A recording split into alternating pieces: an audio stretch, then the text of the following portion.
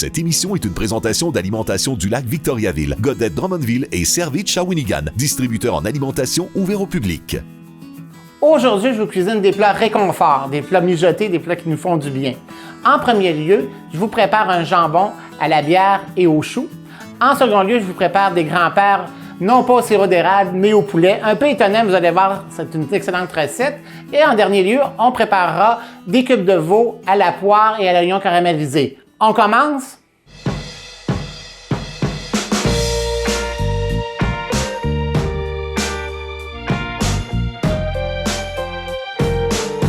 Alors donc, on commence notre première recette, le fameux jambon au chou et à la bière. Vous allez voir une recette super facile à réaliser.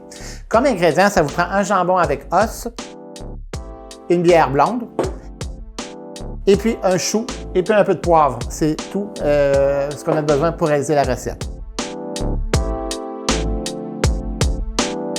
Donc, je vous explique en premier, ça prend un jambon avec os. Pourquoi le jambon avec os? Parce que ça demeure, cette recette-là, une cuisson longue.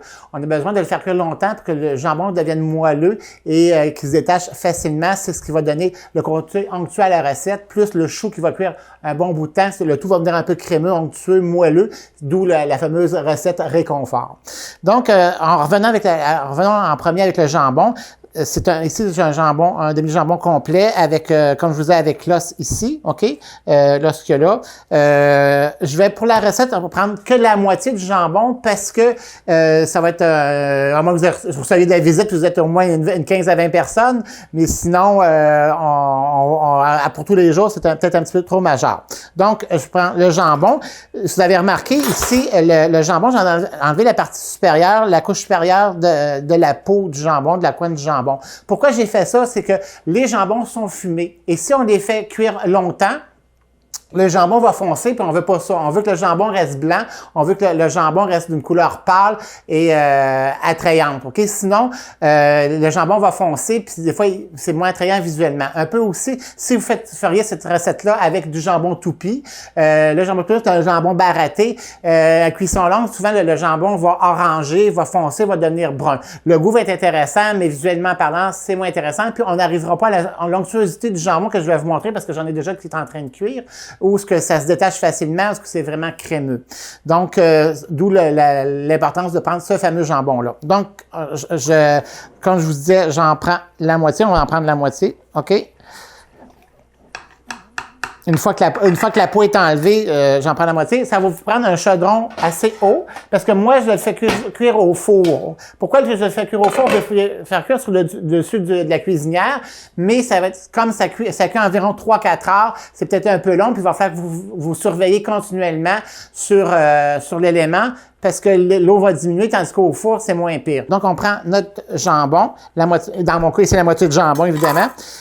Donc, on prend la pièce, on l'envoie dans la casserole. Ça prend quand même une casserole assez haute parce que, vous savez, on va le faire cuire avec de l'eau tout simplement. Et puis, quand ça va bouillir, on veut pas que ça éclabousse ni que ça renverse. Donc, on prend le jambon. Je vais rajouter de l'eau froide. Et de l'eau froide, vous en mettez jusqu'à égalité du jambon. Je sais pas si... Donc... n'ayez pas peur. Puis toutes les fois que je prépare ces jambons-là avec os, c'est toujours la première genre de cuisson que je vais faire. Après ça, une fois que c'est fait, si dans une autre recette, si vous voulez le faire à l'érable ou à l'ananas, au canneberge, peu importe, ça n'a pas d'importance, mais cette cuisson-là est importante parce que c'est ce qui va faire le jambon, comme je disais, plus moelleux, plus crémeux, plus onctueux, ou ce qui va vraiment se manger à la fourchette. Donc, une fois que c'est fait, que c'est immergé d'eau, on couvre ça et puis on met ça au four, OK, à environ, vous pouvez le partir dépendant à bake, pas de convection, OK? Donc, vous le faites, comme je disais, à 400, environ 3-4 heures, OK, pour la moitié de jambon, comme ça. Idéalement, si vous voulez, vous pourriez le faire cuire la nuit, le mettre un peu plus bas à 325, puis faire cuire toute la nuit, ça fait aussi, comme vous voulez. Donc, une fois que c'est fait, on met ça de côté, OK, et moi ici, Magie, j'en ai un de près ici. Donc, une fois que le jambon est prêt. OK, ça sent vraiment bon. Mais ici, le jambon, on voit qu'il se détache facilement à la fourchette, là. Vous voyez? Qu'est-ce que ça donne, là? C'est vraiment moelleux, c'est vraiment bien cuit. Ça fond sous la dent. Donc, je vais prendre un autre chaudron. Puis là, je vais préparer avec le chou. Ce qu'il y a à faire, c'est qu'on a besoin d'un chou vert qu'on va couper en gros morceaux. Je vais vous dire, cette recette-là fait environ de 6 à 8 personnes. Puis vous oubliez pas, hein, on peut toujours aller voir, mes recettes sont toutes inscrites sur le site de la tvcbf.tv. Et puis, tout est écrit. Pas besoin de vous tracasser pour marquer tout ça au fur et à mesure de l'émission parce que vous allez tout retrouver ça. Donc, j'enlève un peu le cœur du chou. OK. Puis je vais diviser en 4 parties. On aura chacun notre partie. OK, c'est important de prendre un chou vert parce que c'est un chou qui va cuire longtemps. Parce que si, exemple, vous prenez un chou de Savoie comme ça, c'est intéressant pour faire des salades, des trucs comme ça. Mais en cuisson, le chou de Savoie flétrit beaucoup, devient trop mollasque, ce qui fait en sorte une texture plus ou moins agréable en bouche, à moins que vous ayez beaucoup ça. Si on parle du chou rouge, le problème, c'est que le chou rouge il va être intéressant, mais il va décolorer beaucoup. Ça fait que attrayant pour l'attrait, visuellement parlant, ça va être un peu moins intéressant que d'un chou vert un peu plus traditionnel. Donc, je reprends mon chaudron, OK? Donc, on va pouvoir voir ici. On met le chou ici. Donc, une fois que le chou est placé dans le fond du chaudron, puis si vous avez marqué une petite parenthèse, c'est un chou vert, mais le chou, il s'est détaché, il n'est pas trop dense. On voit que c'est un jeune chou, là, donc ça va être agréable pour le manger. Ça va être plus moelleux, plus crémeux un petit peu. Donc, c'est un petit truc quand vous achetez un chou, quand vous séparez un chou. Une fois que c'est fait, ben, je vais prendre mon jambon ici, puis je vais l'envoyer dans le milieu de la casserole. Coup de maître, j'espère qu'il se défera pas, parce qu'il est vraiment bien cuit. Donc, voilà. Voilà le jambon. OK? La pièce de jambon. C'est vraiment un plat familial. Hein, c'est vraiment pas compliqué, mais vous allez voir, vous allez adorer ça. Une fois que c'est fait, on prend une bouteille de bière. Ça prend de la bière blonde, parce qu'une bière brune, ça va être peut-être un petit peu trop fort en goût. Déjà que le chou va donner un certain goût aussi. Donc, on verse la bière sur le chou, comme ça. Et puis, l'eau de cuisson qu'on a gardée, on en garde un petit peu, puis on va verser ça là-dessus aussi. Puis, si vous allez remarquer, je vais poivrer le chou, là, mais je ne mettrai pas de sel. Pourquoi je ne mets pas de sel? Parce que déjà, le jambon, avec l'eau de cuisson, le jambon, il y a toujours une saumure dans le jambon. On pique le jambon avec une saumure pour la conservation, entre autres. Et puis, le sel du jambon a été transféré dans l'eau de cuisson. Donc, ce bouillon-là est déjà pas mal salé. Donc, inutile de ressaler tout ça. Vous allez voir, ça va être en masse salé. Donc, je poivre ça, le tout. OK? Et puis, je vais rajouter environ, je vous dirais peut-être un 4 tasses je vais y aller comme ça, un petit peu à l'œil, là. Mon œil de traiteur. Environ un 4 tasses de bouillon. Puis, vous allez voir, en chauffant toujours au four, on reprend tout ça à 400. Ça va durer environ 1h30, 2 heures de cuisson. Il faut que ça cuise longtemps. Et puis, une fois que le bouillon va être évaporé, ça va se concentrer, puis les saveurs vont être encore accentuées, ça va être encore meilleur. Donc, on couvre ça, ici, comme ça, et on envoie ça au four, comme je vous disais, 400. Si c'est trop fort, vous pouvez le descendre après. Une fois que ça a parti à bouillir, vous pouvez le descendre à 350 pour la dernière heure, il n'y a pas de problème. Donc, c'est un peu long de cuisson comme recette, mais vous allez voir, ça vaut vraiment la peine. Donc, une fois cuit, le jambon au chou, ça donne ça. Donc, vous allez voir, le chou a grillé un petit peu, c'est ce qui va lui donner un petit peu plus de saveur. Et puis, on voit tout de suite que le chou est bien moelleux, il est bien crémeux. Le jambon, il se détache facilement, vous voyez. C'est super bon. OK? On peut arroser un petit peu aussi le tout. Avec le bouillon à la bière, ça va être vraiment... On va lustrer notre jambon un peu, puis vous allez voir le goût. Je vous conseille en accompagnant, la bonne vieille pomme de terre pilée, c'est ce qu'il y a de meilleur avec ça. Ou encore un gratin dauphinois si vous voulez upgrader un peu la fantaisie de votre repas. Est-ce que je vous souhaite un bon appétit avec ça? On continue.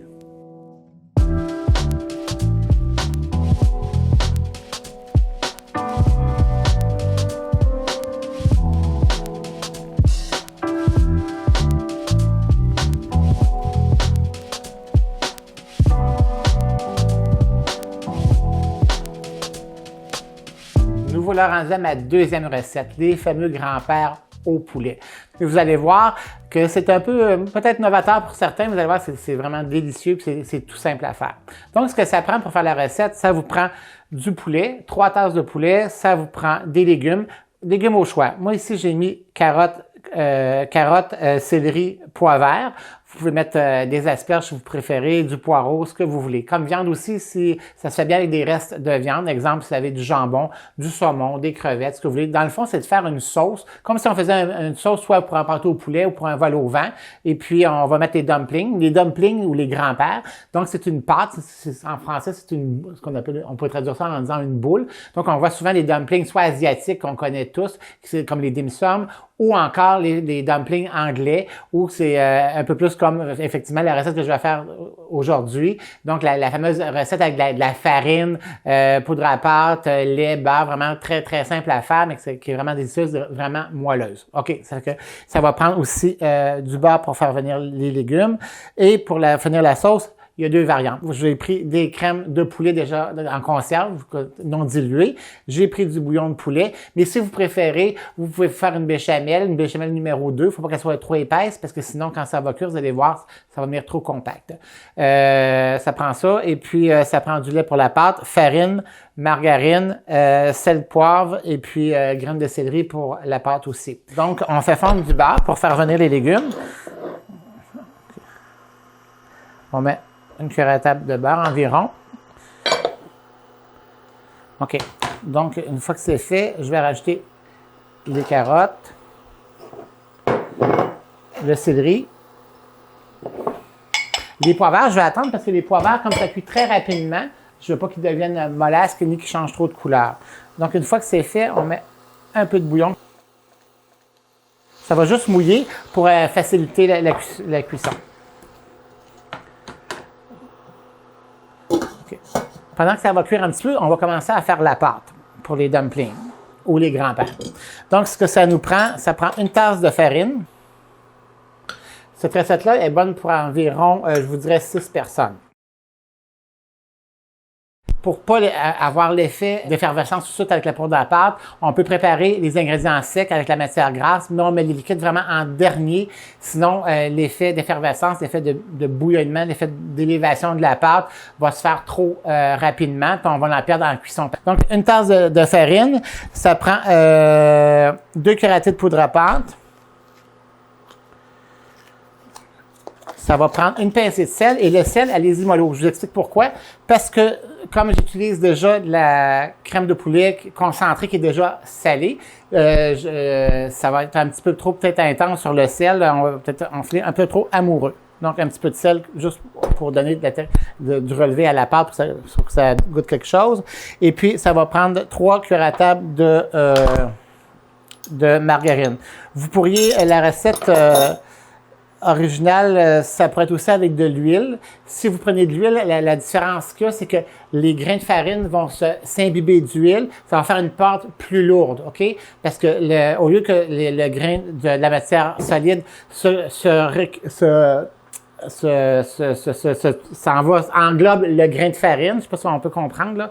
Alors, en fondant, en chauffant, ce gras-là va fondre, ce qui va faire que les petites billes de farine vont se détacher un de l'autre. Si on prend une huile, qu'on pourrait prendre aussi, ou un shortening, mais le shortening va revenir à la même affaire que la margarine ou du beurre. À ce moment-là, avec l'huile, la farine va déjà être diluée, donc ça va faire une pâte plus lourde, ça va faire une pâte plus massive, OK? C'est là que ça va faire une pâte plus légère. Donc, ce qu'on a à faire, c'est que je vais prendre une fourchette. Donc, ça prend pas grand-chose. Il n'y a pas d'œuf non plus dans cette pâte-là. C'est vraiment une pâte simple. Si vous aimez mieux avec une pâte à grand-père plus rustique, à ce moment-là, laissez les grains de matière grasse plus en billes que plus sablés comme on ferait une pâte brisée traditionnelle. À ce moment-là, les trous de gras en fondant vont laisser des alvéoles un peu partout, donc ça va faire une pâte plus rustique, plus massive un petit peu, moins raffinée, mais ça va être intéressant aussi, sans problème. Donc, une fois que c'est fait, moi ici, je vais le faire, je vais tricher un peu, je vais aller avec mes mains, je vais sabler un peu la pâte, OK? En sablant, comme je vous dis, comme la matière grasse va se détacher de chaque grain de farine, ça va faire une pâte plus légère, plus moelleuse, OK? Pour 2 secondes, on laisse notre pâte, on va aller voir nos légumes parce que ça va cuire quand même assez rapidement. Donc, on voit que les légumes se cuisent. Donc là, on sent déjà qu'ils sont plus plus moelleux, plus mou. On rajoute le poulet, comme je disais en préambule, ça pourrait être du jambon, un reste de jambon, ça pourrait être des crevettes, ça pourrait être du saumon, à votre guise, je vous laisse avec ça. OK, normalement, ça va faire environ, pour la recette, pour les 6 personnes, ça va faire environ 10 tasses de sauce. OK? Ici, dans la recette, j'ai 4 tasses de sauce ou 4 boîtes de crème de poulet traditionnelle, la marque que vous voulez, qu'on connaît tous. OK? À ça, comme ça va cuire environ une quinzaine de minutes, je vais brasser ça, puis je vais mettre juste les pois verts en dernier. Je vais rajouter environ 2 tasses de bouillon de poulet à l'intérieur. Donc, on apporte ça à l'ébullition. Parce que la sauce, il faut que ce soit quand même un petit peu plus liquide, parce que comme ça va cuire sur l'élément à feu moyen pendant, comme je disais, pendant 15 minutes, elle va épaissir inévitablement. OK. Donc, pour terminer les dumplings, il y a 2 façons de les faire aussi. C'est pour les verser dans la sauce, c'est soit y aller en portions plus grosses ou plus petites. Moi, je préfère les plus petites parce que je trouve que ça cuit plus rapidement, plus également. J'ajoute les pois verts en dernier. Ces pois verts-là, c'est sûr que c'est des pois verts. J'ai eu le privilège d'avoir des pois verts frais, mais sinon, prenez des pois verts congelés, parce que des pois verts en boîte de conserve, vous allez comprendre qu'on va faire plutôt une purée que d'autres choses. Là. Donc,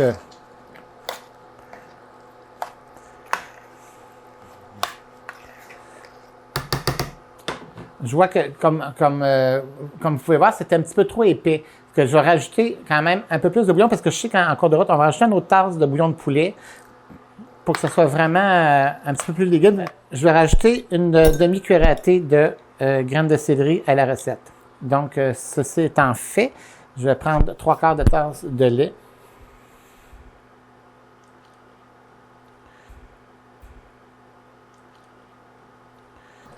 Ça va faire une pâte qui est quand même assez massive, assez dense, là.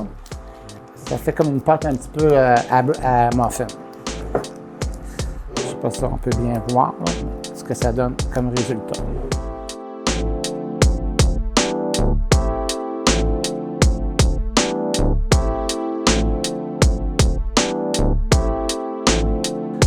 Donc, notre sauce bout. Alors, je vais verser à la cuillère la pâte à dumpling, la pâte à grand-père. On la répartit un petit peu partout par-dessus. Vous allez voir, la magie, ça va gonfler grâce à la poudre à pâte. OK. Une fois que c'est fait, OK, donc on couvre le tout et on baisse notre niveau de rond, d'éléments, OK, à médium. OK? Et on ne relève pas le couvert parce que la pression qui se crée à l'intérieur, c'est ce qui va aider aussi à faire monter les dumplings, à faire monter les grands-pères. On laisse ça cuire environ 14-15 minutes. 15 minutes après, les dumplings sont prêts. N'oubliez pas, on baisse notre niveau de chaleur de l'élément à moyen. N'oubliez pas ça parce que sinon, ça va vraiment trop cuire et ça va peut-être être brûlé. Une fois cuit, c'est ce que ça donne. Vous voyez les belles boules onctueuses de grand-père. Donc, je vais en sortir une ici. Quand on sert, on peut, comme ça ici, avec la sauce. Vous pouvez servir ça, si vous voulez, avec une salade verte. On voit que c'est une pâte, ça ressemble un petit peu à une pâte à muffin. Donc, c'est un petit peu plus dense, mais c'est environ cette texture-là que ça fait. C'est comme une pâte mi-gâteau, mais plus dense, comme je dis, là, plus muffin. Donc, c'est peut-être un peu chaud, mais je vous jure que c'est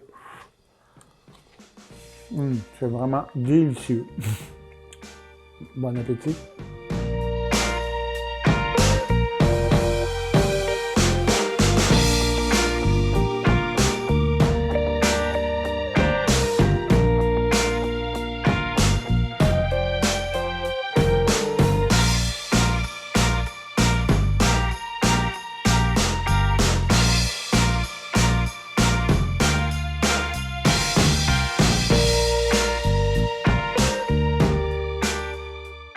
Voilà ma troisième recette, les cubes de veau à l'oignon caramélisé et à la poire. Recette facile, j'emporte au feu un petit peu sucré, mais une chance que l'amertume de la bière qui rééquilibre tout ça. Ce que je commence dès maintenant. Première étape, je vais vous dire les ingrédients. Donc, ça prend du veau, environ 3 livres. Ça prend 2 oignons en petits cubes. Ça prend de la cassonade. Ça prend 2 bouteilles de bière. 3 poires en cubes et 3 poires épluchées en cubes. Du beurre. Pour épaissir, moi, j'ai un petit truc de cuisinier traiteur, la veloutine. Ça fait pas de grumeaux, ça fait rien. C'est vraiment extraordinaire. Et puis, de l'huile un petit peu pour faire revenir les cubes de veau. C'est qu'on part ça tout de suite avec un peu d'huile dans le fond de ma poêle. OK, puis quand vous faites revenir des cubes de viande, peu importe, que ce soit du poulet ou du veau comme là, ou du bœuf, c'est important de ne pas trop brasser parce que faut que la viande caramélise, faut que la viande grille, faut qu'il se couche une espèce de couche de protection autour de notre cube de viande pour que les sucres et les jus restent à l'intérieur, pour que le cube soit moelleux après. Puis on fait toujours ça à feu élevé, évidemment. On voit ici dans le fond de la poêle, là, ça a envie de caraméliser. En attendant qu'on fasse ça, je vais vous expliquer une petite recette qu'on peut faire rapidement pour accompagner les cubes de veau. C'est du chou rouge. C'est du chou rouge que vous prenez émincé tout simplement avec du vinaigre de vin. Une fois que la poêle se chaude, on mettra du chou rouge, on mettra un peu de vinaigre de vin, sel de poivre, puis vous faites juste brasser un petit peu, vous allez voir, ça fait un accompagnement vraiment extraordinaire. Et étant donné que ça va être vinaigré un peu, ça va venir rééquilibrer un peu le côté sucré, malgré que l'amertume de la bière, comme je disais au début, du pot au feu, au veau et à la poire. Nos cubes de viande sont bien rissolés, comme on peut voir. Donc, une fois que c'est fait, je vais transluder ça dans une cocotte pour envoyer au four. À partir de là, on va mettre nos oignons, OK? Puis là, on va commencer à faire nos oignons caramélisés. À partir de là, je vais rajouter un quart de tasse de beurre. C'est ce qui va faire le caramel avec le mélange de beurre et cassonade. Donc, on connaît le principe du caramel. Donc, mon quart de tasse de beurre. OK? Et on rajoute à ça une demi-tasse de cassonade. La cassonade, vous savez, il faut toujours la mesurer tassée pour arriver à la bonne mesure. Et on laisse faire la magie du caramel. C'est ce qui va donner beaucoup de goût à la sauce. On va commencer à voir que le caramel veut se former ici, là. Le mélange de beurre puis de cassonade qui fond. On sent que ça caramélise. C'est ça qui va donner une texture, une onctuosité puis une saveur un peu particulière à nos cubes de veau.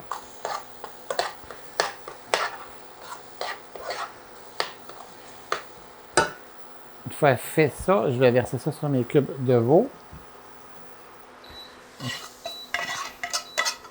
Ici. Puis on va venir faire déglacer la poêle avec notre bière. Ça prend encore une fois des bières blondes. Parce qu'on ne veut pas que la saveur soit trop dense non plus. Donc, on y va.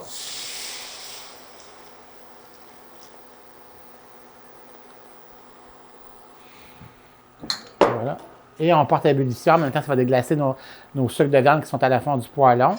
Et puis, on va épaissir... après quoi, on va épaissir la sauce avec notre veloutine.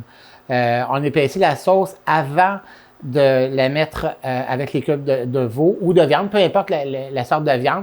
La raison est que un bouillon légèrement épaissi va faire en sorte que ça va faire un cube de viande plus moelleux. Si vous mettez un liquide, exemple, ce liquide-là directement dans la viande comme elle est là, les fibres de viande, quand on détache un cube, quand on le mange, vous allez voir que ça fait des fibres de viande secs parce que ça vient chercher le jus à l'intérieur. Je vais rajouter moi un peu de poivre dans la recette.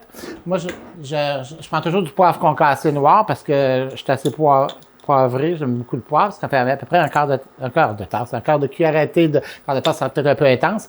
Un quart de cuillère à thé de poivre dans le veau. Puis, on va saler un petit peu la préparation. Peut-être comme une demi-cuillère à thé de sel environ. Pendant que ça va bouillir, ma poêle ici, elle chauffait tout le temps. Ce que je vais vous montrer, la recette du chou rouge. Donc, on envoie le chou rouge tout simplement comme ça. Puis on laisse faire quelques minutes, puis on le laisse saler, lui. On va prendre un vinaigre de vin. Vous pourriez prendre un vinaigre de cidre de pomme, un vinaigre de framboise. Ici, j'ai un vinaigre de vin rouge, là. Ça bout. Ça fait qu'on va rajouter environ un tiers de tasse de veloutine. Ce qui va faire que ça va épaissir la fameuse bière pour faire la sauce. Dans ce on va retourner un peu au chou rouge. Là, on fait juste brasser un petit peu, puis on voit que ça chauffe aussi à l'intérieur. Je vais vous montrer ça ici. Okay. On voit que le chou rouge a pris la chaleur. Tout ce qu'on fait, on vient rajouter à peu près un quart de tasse de vinaigre de vin, ici dans mon cas. On va mettre du sel et du poivre.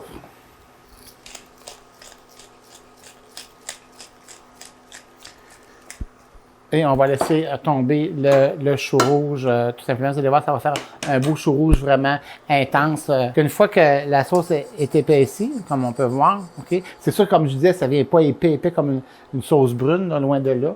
Mais au moins, on sent qu'il y a un crémeux qui s'est développé. Donc, on verse ça sur nos cubes de veau. Ok, je vais éteindre ça ici. Je vais mettre ça là-dedans. On couvre ça. Et puis, on envoie ça au four, cuire environ à 360. Ça dépend de vos fourneaux. Pas de convection, toujours. Tous ces plats-là sont toujours à bake, parce que ça prend une chaleur lente par-dessous, qui va venir humidifier, non pas à sécher les morceaux de viande.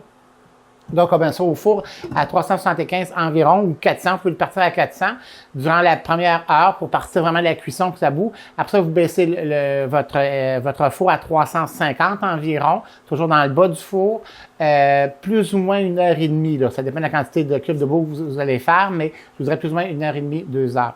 OK? Une fois que c'est fait, je vais sauter quelques étapes. On prend ça, on le met au four. 1h30, 2 heures après, on ressort ça. Et c'est là où vient rentrer les poires. Donc, vous prenez les 3 poires qu'on a épluchées, qu'on a mis en cubes. On les ajoute à ça. OK? Puis, on vient mélanger tout ça. Puis, on retourne ça au four environ peut-être une demi-heure, le temps d'attendrir les poires tout simplement. Les cubes de veau sont bien moelleux, ils se détachent très facilement. C'est très crémeux là, comme cube de veau. Et puis avec les poires, on voit les morceaux de poire aussi. Bon appétit!